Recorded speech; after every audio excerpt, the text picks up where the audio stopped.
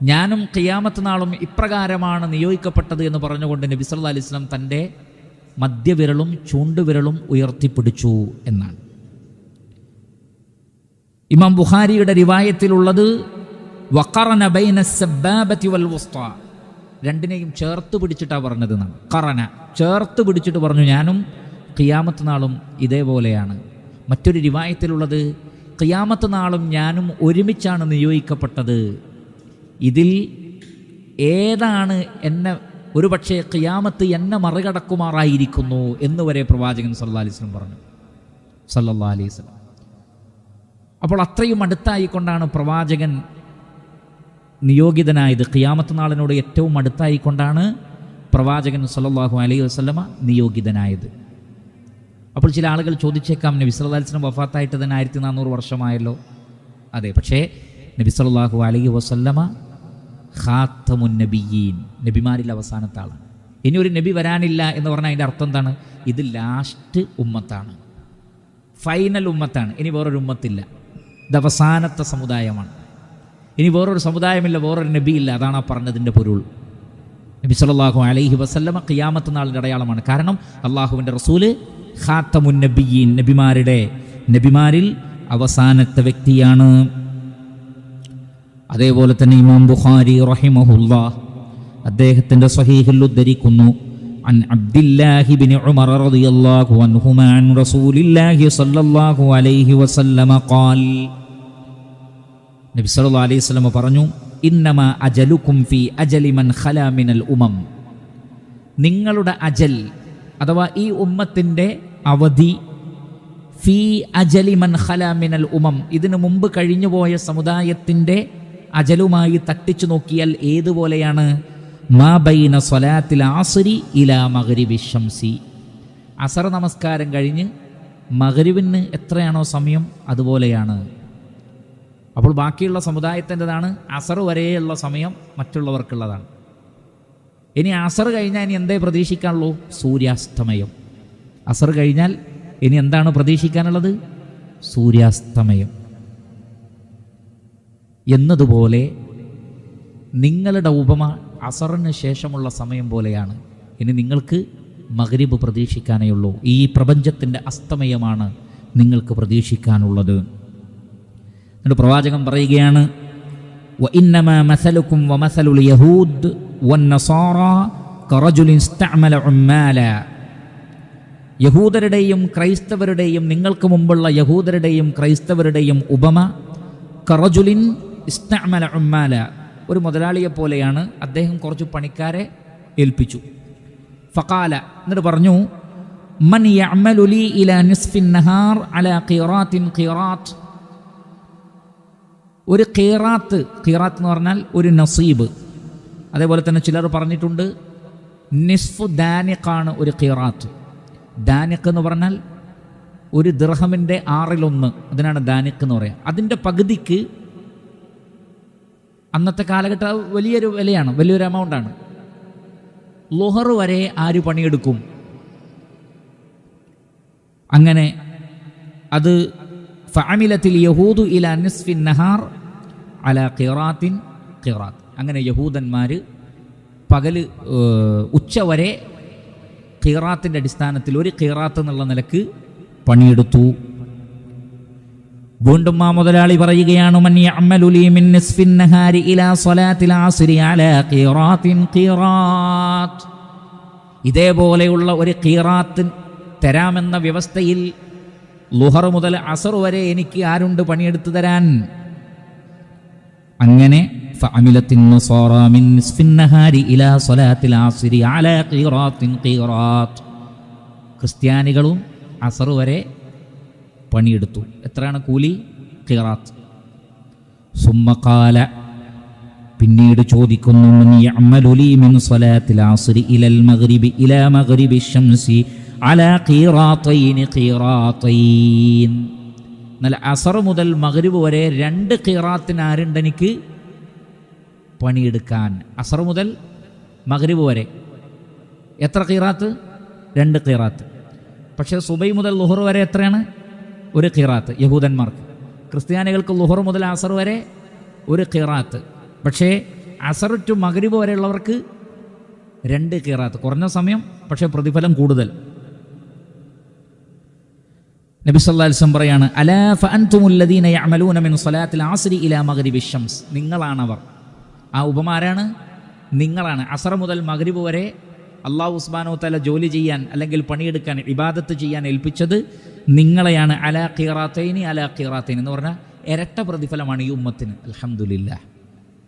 യജ്അൽ ലക്കും കിഫ്ലൈനി മിർ റഹ്മതിഹി എന്ന് ഖുർആൻ പറയും, സൂറത്തുൽ ഹദീദ് അവസാനത്തെ ആയത്ത്. നിങ്ങൾക്ക് അള്ളാഹു ഇരട്ടി പ്രതിഫലം, 2 പ്രതിഫലമാണ്. അലാ ലക്കുമുൽ അജ്റു മർറതൈൻ. നിങ്ങൾക്ക് 2 തവണ പ്രതിഫലമുണ്ട് ഈ ഉമ്മത്തിന്. അള്ളാഹു സുബ്ഹാനഹു വ തആല നൽകിയ നിഅമത്താണ്. കാരണം ഈ ഉമ്മത്തിന് മറ്റേതൊരു സമൂഹത്തിലുള്ളതിനേക്കാൾ കൂടുതൽ പ്രലോഭനങ്ങളും പ്രകോപനങ്ങളും ഉണ്ടാകും. അതുകൊണ്ടായിരിക്കാം എന്ന് ഉലമാക്കൾ പറയുന്നു. അതല്ലെങ്കിൽ ചില ഉലമാക്കൾ പറഞ്ഞതുപോലെ എല്ലാ പ്രവാചകന്മാരിലും വിശ്വസിക്കുന്നത് കൊണ്ടുമായിരിക്കാം. അല്ലാഹു അലം. നബി സല്ലല്ലാഹു അലൈഹി വസല്ലം അത് പറഞ്ഞപ്പോൾ ഫഗളിബത്തിൽ യഹൂദു വന്നസാറ, യഹൂദന്മാർക്കും ക്രിസ്ത്യാനികൾക്കും ദേഷ്യം പിടിച്ചു എന്നാണ്.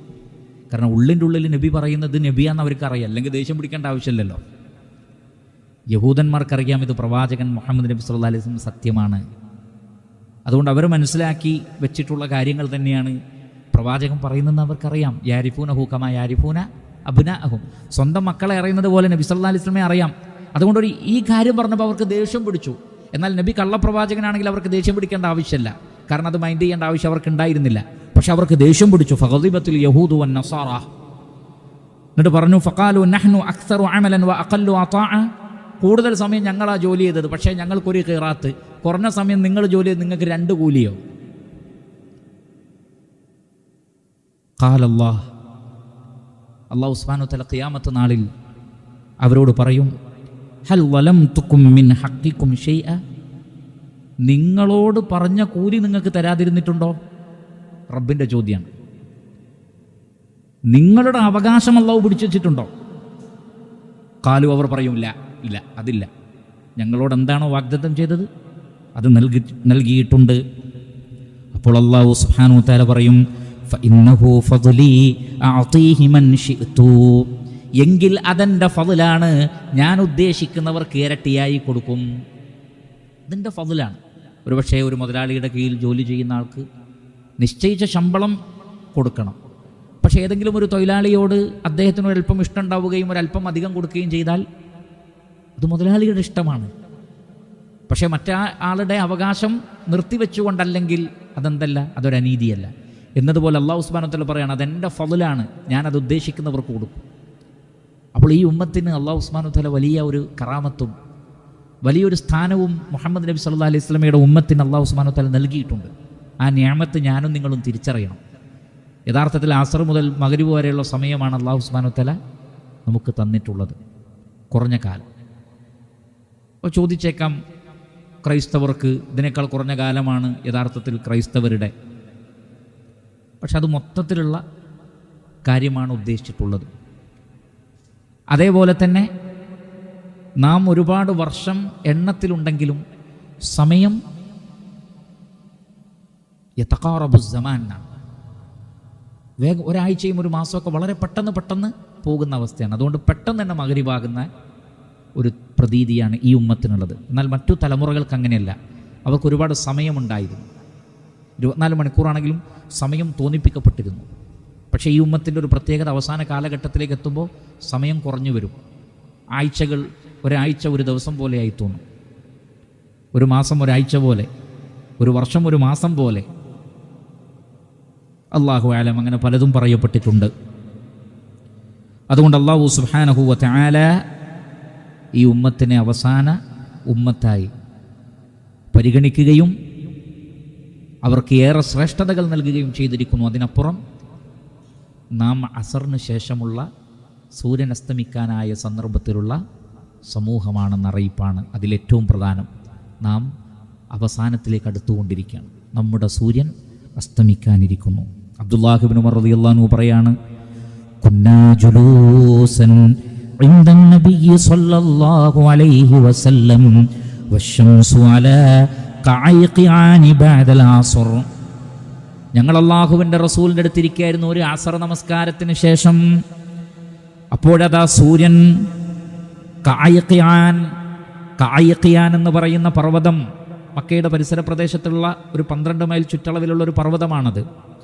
ആ പർവ്വതത്തിൻ്റെ അവിടെ സൂര്യൻ ഇങ്ങനെ അസ്തമിക്കാൻ വേണ്ടി പോകുന്നൊരു സന്ദർഭം. ഇപ്പോൾ പ്രവാചകൻ പറയാണ്,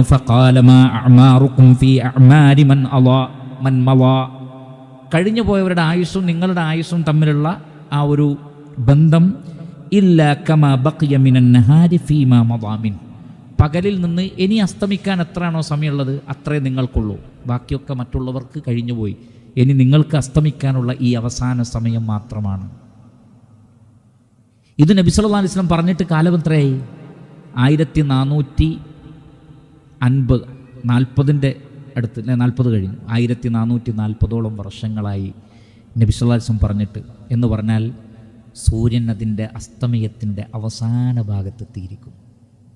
അള്ളാഹുവിൻ്റെ റസൂൽ പറയുമ്പോൾ തന്നെ അത് സൂര്യൻ ഏകദേശം അസ്തമിക്കാൻ പോവാണ്. ബഅദൽ അസ്ർ 1400-ലധികം വർഷമായി.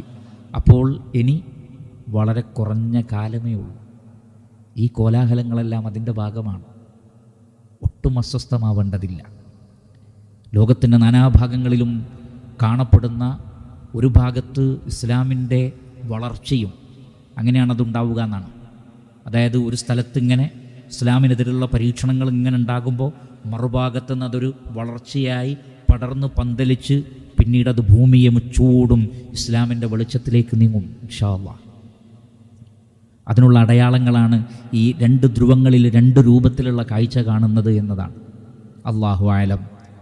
ഏതായിരുന്നാലും അസ്തമിക്കാനായിരിക്കുന്നു, ഈ ലോകം അവസാനിക്കാനായിരിക്കുന്നു. ഇഖ്തറബത് ലിന്നാസി ഹിസാബുഹും, മനുഷ്യൻ്റെ വിചാരണ അടുത്തെത്തിയിരിക്കുന്നു. വഹും ഫീ ഗഫലത്തിൻ മുഅ്രിദൂൻ, പക്ഷേ എല്ലാവരും അശ്രദ്ധയിലാണ്. അതുകൊണ്ട് ഖിയാമത്ത് നാളിൻ്റെ അടയാളങ്ങൾ ഫഖദ് ജാഅ അശ്റാത്തുഹ, അതിൻ്റെ അടയാളങ്ങൾ വന്നു കഴിഞ്ഞു. അതുകൊണ്ട് ആ ഒരു ലോകത്തെ ഭയപ്പെട്ട് കാണപ്പെടുന്ന ഫിത്നകളിലൊക്കെ തികഞ്ഞ ക്ഷമയും ഉൾക്കാഴ്ചയുമുള്ള ആളുകളായി മാറി അല്ലാഹു സുബ്ഹാനഹു വ തആല നമ്മെ ഏൽപ്പിച്ച ഉത്തരവാദിത്തങ്ങളെ ഭംഗിയായി നിർവഹിക്കുക. ഇന്ന ഹാദിഹി തദ്കിറ ഫമൻ ശാഅ അത്തഖദ ഇലാ റബ്ബിഹി സബീല.